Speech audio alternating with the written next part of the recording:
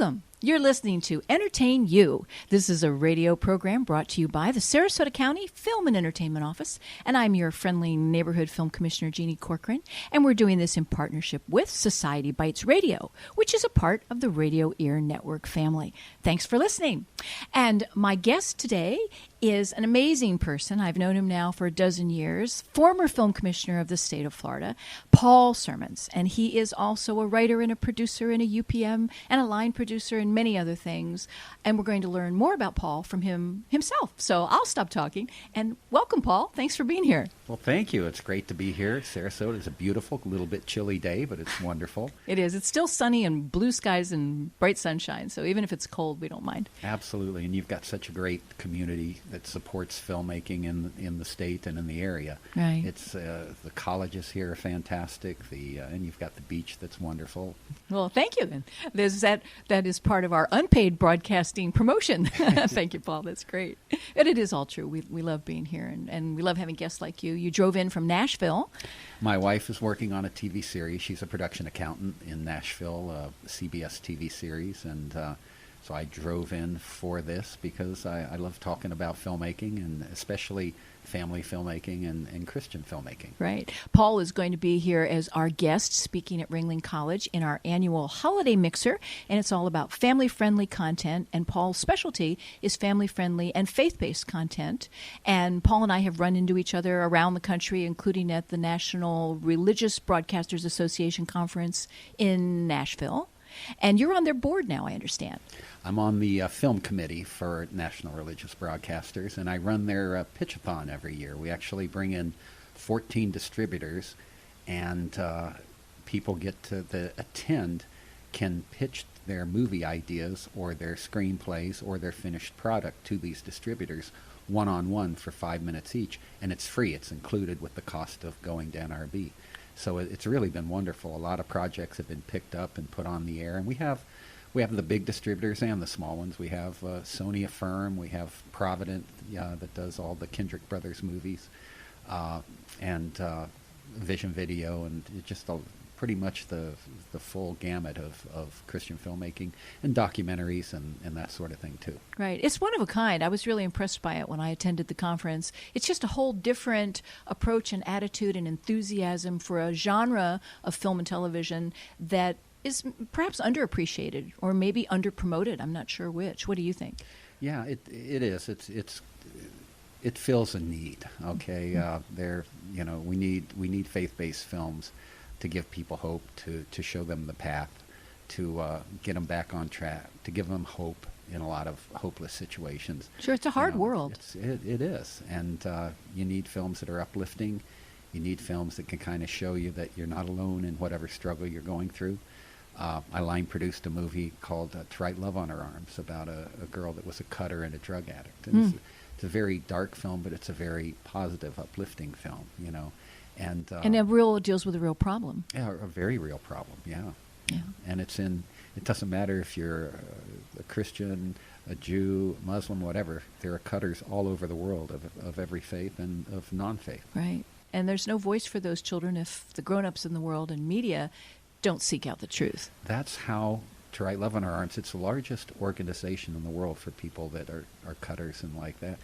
That's how it started. It was one girl, and we tell the story of this girl who was a cutter, and she felt she was alone, and she screwed up and got so messed up with drugs and like that, they were going to put her into rehab, but she had too many drugs to go into rehab. So this group of 4 Christian teens gathered around her and helped her for a week detox so she could go into rehab. And this movie tells a story of that week process. How her life turned around. Yeah. And the organization actually started when one of those 4 that gathered around her wrote a short story, just a little, 4 or 5 paragraph thing, put it online, and didn't think anything of it. And the next day, there were thousands of people that had written saying, I'm a cutter too. I thought I was the only one. And it has now grown worldwide into this organization that is the network helping people that are caught up in that destructive lifestyle. So right. It's doing incredible work out there. That is. And so we did a movie about how it started. Right. That's an amazing thing that people don't think about, faith-based movies and those types of movies, that they can touch one life and exponentially reach 10 and then 100 and then 1,000 and then 1,000,000. I mean, the viral spread of a positive, life-affirming message that people haven't heard can be amazing. It's just amazing how it can snowball. You were talking earlier today, we were speaking, and you were saying the first kind of faith-based, family-friendly movie that you worked on is because you wanted something your kids could watch. Yes, and that was a movie called The 1st of May, which I directed and produced with Gary Rogers, who also wrote the screenplay, and he's out of Florida as well, out of DeLand. And this was 21 years ago, and we optioned a Florida author's book called Golden Days, and we raised the money for the movie. We got the cast, Julie Harris, Mickey Rooney, Charles Nelson Riley, and Joe DiMaggio, the baseball legend. What a cast. Incredible cast for a $500,000 little film, that we shot on 35 millimeter film. It was truly a labor of love, but I wanted to make a movie that my kids could watch, And you could be proud of, yeah. Right?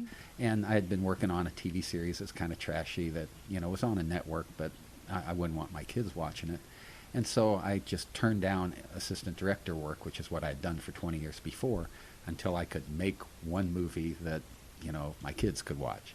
And so we made this movie, and it ended up doing well. It premiered, 1st of May premiered on HBO, and it's been seen all over the world. It won 13 film festivals. Wow. And at 2 different film festivals, I had couples come up saying they were considering adopting a child. And after watching the movie, they decided to go ahead and do it because the movie's about a foster child and an old lady in a retirement home, and they become family to each other, friends to each other, and they run away together and join the circus. And the circus becomes a family to them. That falls apart, and in the end, they're adopted into a real family. Spoiler alert, too late for that, but it's a real feel-good, kind of Disney-ish film. Sure. And it's still being shown out there. So, but this was God hitting me right between the eyes and right in the heart, basically. Are you kidding? Here I made a movie to entertain kids, basically, and families, and you're telling me that at least 2 kids have homes because of it. And who knows how many more, because the movie's that you've been never seen spoken all with, over the world. right? Sure.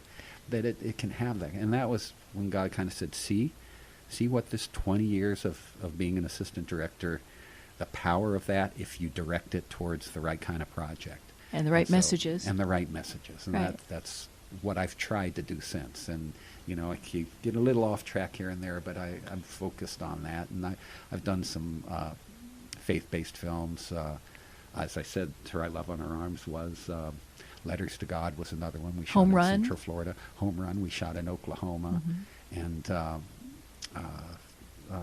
The Way Back Home with Julie Harris and Ruby Dee that we shot in Central Florida as well. A small film, very powerful. So.